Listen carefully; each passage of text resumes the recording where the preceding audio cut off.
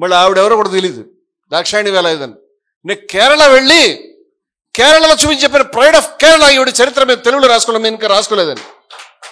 రాజ్యాంగ రచనా సభలో ఏకైక దళిత మహిళ, భారతదేశం మొట్టమొదటి దళిత మహిళ గ్రాడ్యుయేట్, ఆవిడ చరిత్ర మేము రాసుకున్నామని. ఈ సోకాళ్ళు దళిత మేధావులు అని చెప్పుకునేవాళ్ళు, అంబేద్కర్ అని చెప్పుకునేవాళ్ళు సోకాళ్ళు అని మాత్రం ఖచ్చితంగా అంటాను. కనీసం దాక్షాయణి వేలాయుధన్ చరిత్ర వచ్చిన తర్వాత కూడా మాట్లాడడానికి, తలుచుకోవడానికి, ఉచ్చరించడానికి కూడా సిగ్గురవై.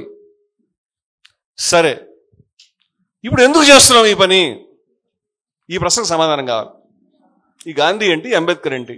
మన రోజువారీ జీవితంలో ఇప్పుడు మన పనులు, మనకు రాజ్యాధికారమో లేకపోతే హక్కులు, ఆశయాలు, స్కాలర్షిప్లో, ఉద్యోగం, విద్య, హాస్టళ్ళు, మంచినీళ్ళు, బాత్రూంలు సస్తా ఉన్నాం కదా. సమస్య ఏమని అర్థమైందంటే నాకు, ఒక ఇంట్లో ఒక తండ్రికి ఒక అన్నకి, లేకపోతే పెదనాన్నకి చిన్నాన్నకి, లేకపోతే అన్నకి తమ్ముడికి గొడవ జరుగుతూ ఉంటే ఇల్లంతా దొంగలు ఖాళీ చేస్తూ ఉంటారు. దీనికి ఎవడు జవాబు చెప్తాడని అడుగుతున్నాను నేను. వెనకాల ఇల్లంతా దొంగలు ఖాళీ చేస్తున్నారు, మీరు చూస్తున్నారా? నిన్న ఎర్రకోట దగ్గర నిలబడి నాకే మొహమ్మద్ కాబట్టి చెప్పి మోడీ గారు, ఈ దేశ ప్రధాని, సిగ్గుతో తలవంచుకున్నా నేను. దేశ స్వతంత్ర దినోత్సవం రోజున వేల మంది ప్రాణాలు ఇచ్చినటువంటి, నెత్తురు ప్రవహించినటువంటి రోజున, వాళ్ళ యొక్క త్యాగాలు సఫలీకృతమైన రోజున ఆ ఎర్రకోట మీద నిలబడి జెండా ఎగరేసి 100 ఏళ్ళు పెట్టింది, మా సంఘం పెట్టాము, ఇది చాలా గొప్ప సంఘం, వ్యక్తి నిర్మాణం, ఇది చెప్పాడు. Who is responsible? ఎవడు బాధ్యుడు? ఈ నాటకాలేంటి? ఆ సంఘానికి ఈ స్వతంత్ర దినోత్సవానికి సంబంధం ఏంటని అడుగుతున్నాను నేను. ఏం చేసావు నువ్వు? 1925లో మొదలుపెట్టి ఏమీ చేయలే, వాళ్ళ వెనకాల తిరిగావు. వ్యక్తి నిర్మాణం, నమస్తే సదా వత్సలే మాతృభూమి. ఎప్పుడైనా విన్నారా ఈ పాట? మీరు విన్నారా? ఈ పాట పాడి నాదురం గాడ్సే అనేటువంటి ఆయన ఉరి తీసే ముందు పాడుకున్నాడు ఈ పాట. ఈ పాట ఎవరిదో మనకు తెలుసు కదా. ఈ పాట ఎవరిదో తెలుసు కదా, మీకు తెలుసా? ఈ పాట పాడి ఆయన ఉరి కొంబం ఎక్కాడు. ఇదేనా వ్యక్తి నిర్మాణం అంటే? దేశ ప్రధాని గారు చెప్తున్న వ్యక్తి నిర్మాణం ఇదేనా అని అడుగుతున్నాను నేను. ఆ రోజు ఆయన చచ్చిపోయాడని తెలిసి మీ శాఖల్లో మిఠాయిలు పంచుకోండి. ఇదేనా వ్యక్తి నిర్మాణం అంటే? తెలుసుకుందని అడుగుతున్నాను. ఆ పాటలో హిందూ రాష్ట్ర అని ఉంటుంది. అదేనా వ్యక్తి నిర్మాణం అంటే? అదేనా మనం ఎగరేసిన జెండా అర్థం? అదేనా స్వతంత్ర దినోత్సవం రోజు తలుచుకోవాల్సింది? ఇంకెవరు కనిపించలేదా మీకు? ఇంకెవరు గుర్తు రావట్లేదా మీకు? హిందూ కోడ్ బిల్లు పెడదామని బాబాసాహెబ్ అంబేద్కర్ గారు ఆ రోజు నెహ్రూ గారి క్యాబినెట్ లో దానికి హిందూ కోడ్ బిల్లు తయారు చేయించి దాన్ని అప్రూవ్ చేయాలని బాధపడితే రోడ్డు మీదకి తీసుకొచ్చి ఇది కుదరదు అని వేల మందితో ఊరేగింపులు చేయించారు. ఆ చేయించిన పెద్ద మనిషి కరపత్రి అనే ఆయన పేరు మీద ఆయన లేడు, చచ్చిపోయాడు. లాస్ట్ ఇయర్ స్టాంప్ రిలీజ్ చేశారు ఈ ప్రభుత్వం వాళ్ళు. ఇదేనా వ్యక్తి నిర్మాణం అంటే? నేను తెలుసుకుందాను అడుగుతున్నా. ఇదేనా వ్యక్తి నిర్మాణం అంటే? ఇదేనా మీరు చేస్తున్న పనులు? ఏమి మీకు అంత ఇంపార్టెన్స్ ఏమైపోయింది? ఆ రోజు రాజ్యాంగాన్ని ఆమోదిస్తుంటే ఎవరి బాబాసాహెబ్ అంబేద్కర్? ఎవడినా? మనువుతో సమానమా? మనువు కంటే ఎక్కువ? మనువు ఎక్కడ, అంబేద్కర్ ఎక్కడ? మనువు ముందు ఈయన లిల్లీ పుట్ అని పత్రికలో రాశారు. వీళ్ళ పత్రికలో ఆర్గనైజర్, ఆ పత్రిక మీద ఆర్ఎస్ఎస్ వాళ్ళ అధికార పత్రిక. ఇదేనా వ్యక్తి నిర్మాణం అంటే? దీనికే తలుచుకుంటున్నావా? నీకు సంబంధం లేదు. ఈ దేశపు నెత్తురుతో మట్టితో నీకు సంబంధం లేదు. ఈ దేశంలో జరిగినటువంటి 100 సంవత్సరాలు మేము పరాయి పాలనలో మగ్గుతూ స్వతంత్ర పోరాటం చేస్తే నీకు సంబంధం లేదు. ఈ దేశంలో దళితులు ఏమీ లేకుండా తినడానికి, నుంచోడానికి, చదువుకోవడానికి, మనిషిగా బ్రతకడానికి కూడా దిక్కు లేకుండా అల్లాడుతుంటే నువ్వేం చేయలే. నీ వ్యక్తి నిర్మాణానికి, నీ సంస్థకు మాకు సంబంధం లేదు.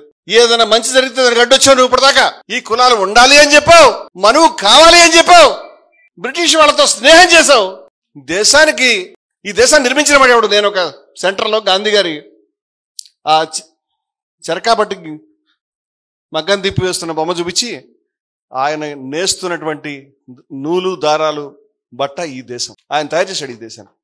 ఈ మాట నేను కాదు, రెహనా త్యాబ్జీ అని ఒక మహాతల్లి చెప్పింది. ఆయన చరిత్రను నేశాడు, దేశాన్ని నేశాడు. ఆయన కాబట్టి ఇంకేమన్నా జాతిపిత మనం అంటావు? అటువంటి జాతిపితని 3 తుపాకీ గుళ్లతో చంపేసావే. ఈ దేశం వచ్చినటువంటి కేవలం ఏడాది కూడా నిండలేదే.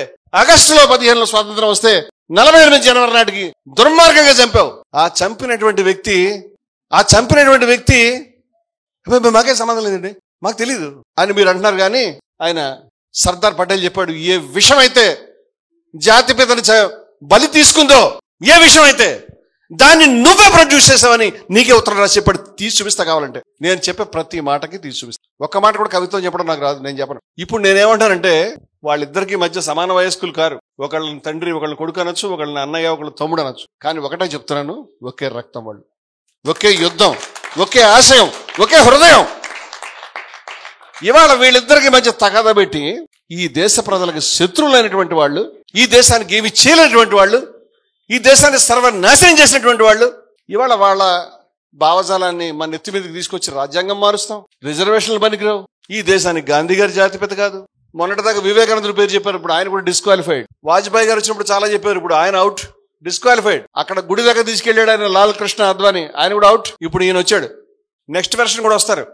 ఎవరు గాంధీ గారి హత్యకి ప్రమేయం ఉంది, కుట్ర పన్నాడని ఆరోపణలు ఎదుర్కొన్నాడో అటువంటి సావర్కర్, కపూర్ కమిషన్ ఆ విషయాన్ని నిర్ధారించింది. ఆ తర్వాత ఆ రోజు సాక్ష్యాలకు వదిలిపెట్టారు, కానీ వాస్తవం అది. అటువంటి